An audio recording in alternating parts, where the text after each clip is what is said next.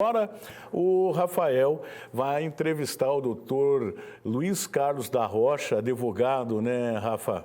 Isso aí, Tony. O doutor Luiz Carlos da Rocha, pessoal, ele é especialista nessa área de direito público, circula bastante por Brasília, já está aqui conosco no telão agora o doutor Rocha, a quem eu já adianto o meu boa tarde aqui. Doutor, já me ouve, pessoal? Estou sem o retorno dele aqui agora sim. Doutor Luiz Carlos da Rocha, primeiramente uma ótima tarde para o senhor e obrigado pela disponibilidade aí de conversar conosco na tarde dessa segunda-feira. Boa tarde, Rafael. É um prazer voltar ao Voz do Paraná, à TVCI, ainda que em circunstâncias lamentáveis, né? O que aconteceu é algo sem precedente na história da nossa democracia, que, aliás, eu quero registrar que é o período mais longo de democracia da história do Brasil, é esse que nós estamos vivendo. E, por incrível que pareça, há quem queira acabar com ele. Então, é um prazer estar na TVCI, ainda que para falar dessa situação lamentável.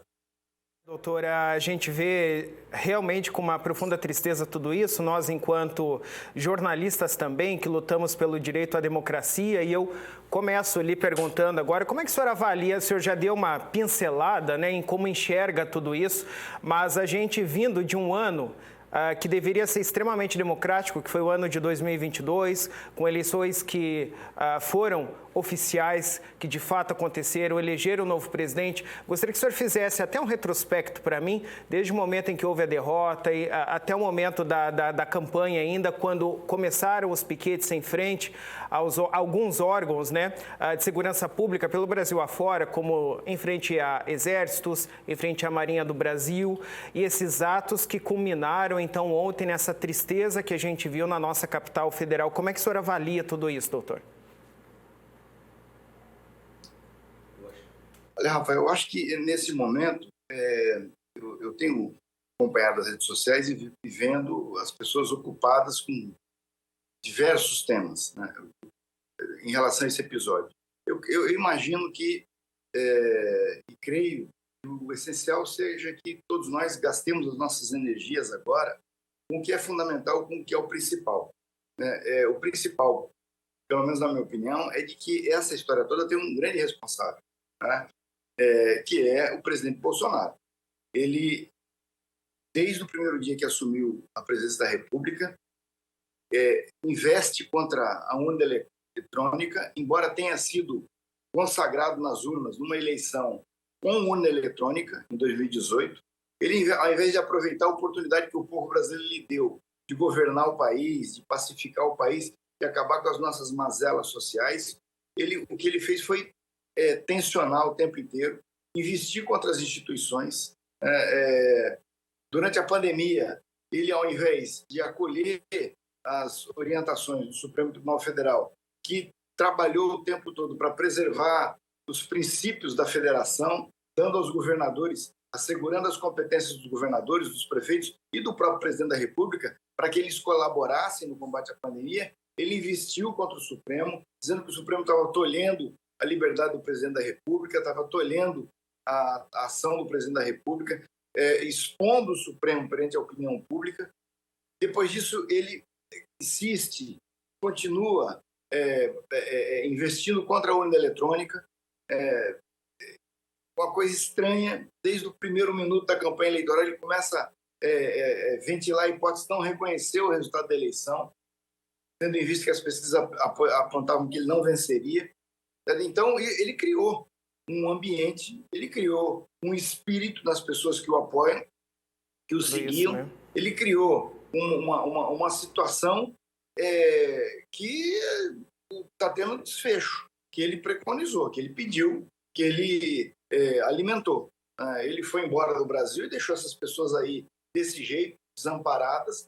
Elas agora se organizaram desde o dia 27, quando teve aquelas manifestações em Brasília após a diplomação do presidente Lula. Eles passaram a se organizar para ir a Brasília.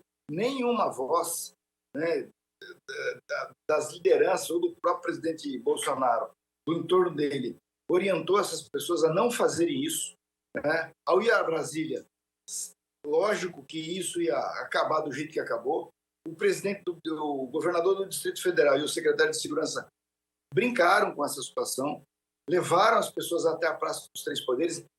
Há um velho ditado na política que você não junta gente se você não souber o que você vai fazer com elas, né? Se você não tiver uma orientação, se você não tiver organização, você não junta gente. O que eles fizeram foi juntar gente em Brasília sem saber direito o que ia fazer, né? E a Polícia Militar do Distrito Federal ainda conduziu essas pessoas para a Praça dos Três Poderes, ou seja, expôs as instituições, os prédios das instituições democráticas do Brasil a vandalismo, né? E essas pessoas, sem controle nenhum, fizeram tudo o que fizeram. Então, eu acho que tem um responsável central nessa história, se chama Bolsonaro. Ele não está no Brasil, mas ele precisa ser responsabilizado por isso, né? As providências estão sendo adotadas de apreensão dos ônibus, identificação dos passageiros que foram até Brasília nesses ônibus, a identificação de como se deu o pagamento dessas despesas de transporte, hotel, alimentação dessas pessoas. Tudo isso tem que ser agora apurado e as pessoas têm que ser responsabilizadas. O dano que se produziu em Brasília, porque eu acho que elas não têm noção do que é um relógio que foi dado de presente para o Brasil, no tempo de Dom Pedro, as obras de arte que tem lá, todos aqueles móveis que foram desenhados por artistas de grande valor, elas não têm noção disso, né? Doutor, só para... Então, acho que quem estimulou isso, quem trabalhou para que isso finalmente acontecesse, tem que ser responsabilizado. Doutor, só para a gente finalizar, eu gostaria, o senhor falou sobre penalizações, né?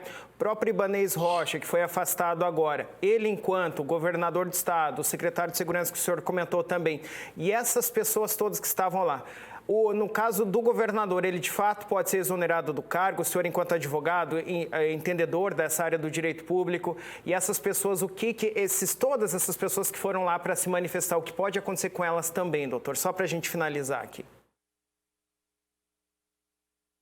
Rafael, agora há pouco você colocou no ar uma matéria muito boa sobre a ocupação dos portões dos quartéis que se deram no Brasil todo, né? Em Brasília, hoje, está sendo desocupado por ordem judicial do ministro Alexandre de Moraes. Eu vou lembrar para você que quando o presidente Lula foi preso e sequestrado e levado para Curitiba, na Polícia Federal, as ruas do entorno da Polícia Federal em Curitiba foram ocupadas pela Vigília Lula Livre. E nós vamos lembrar que, por ordem do judicial, de um juiz de primeiro grau, a pedido da Prefeitura de Curitiba, as ruas foram desocupadas, né? E a Vigília teve que alugar um terreno na frente da Polícia Federal para continuar a manifestação.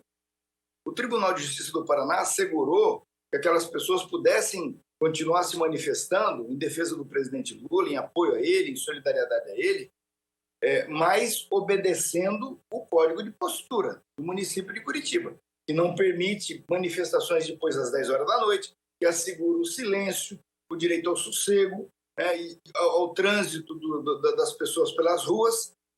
O tribunal desocupou as ruas, tirou a vigília das ruas e segregou ela num terreno que ela teve que alugar, né? Agora, o que está acontecendo é o seguinte: ocuparam a frente de um quartel em Curitiba, de mais de um quartel, ocuparam as ruas, atrapalha o trânsito, não é assegurado o sossego das pessoas que residem nesses bairros, onde estão esses quartéis, e de maneira estranha há uma tolerância em relação a isso que não existiu durante a Vigília Lula Livre. A diferença é que a Vigília Lula Livre lutava por um objetivo claro, que era a defesa do presidente Lula. E essas manifestações, apesar de não serem tão claras nos seus objetivos, elas lutam contra a democracia, pedem intervenção militar, na volta do regime militar. Então é o seguinte: é preciso que a gente volte a um modo democrático, de tolerância, de respeito às instituições, e precisamos, para isso, como primeiro movimento, punir quem foi responsável por essa bandalheira que nós vimos em Brasília ontem e nas refinarias de petróleo pelo Brasil afora. Isso não pode ficar impune. Tá certo, doutor. Eu quero mais uma vez agradecer ao senhor aí que está em viagem, mas reservou um espacinho do seu tempo aí para conversar conosco. Então, muito obrigado, doutor, pelos seus esclarecimentos aqui. E até uma próxima oportunidade. Então, a gente vai seguir por aqui no Paraná também, acompanhando toda essa repercussão aqui. Doutor, obrigado mais uma vez. Muito bem, gente. Tony. Eu tive uma dificuldade agora no final, não pude te ouvir, mas um grande abraço e até a próxima.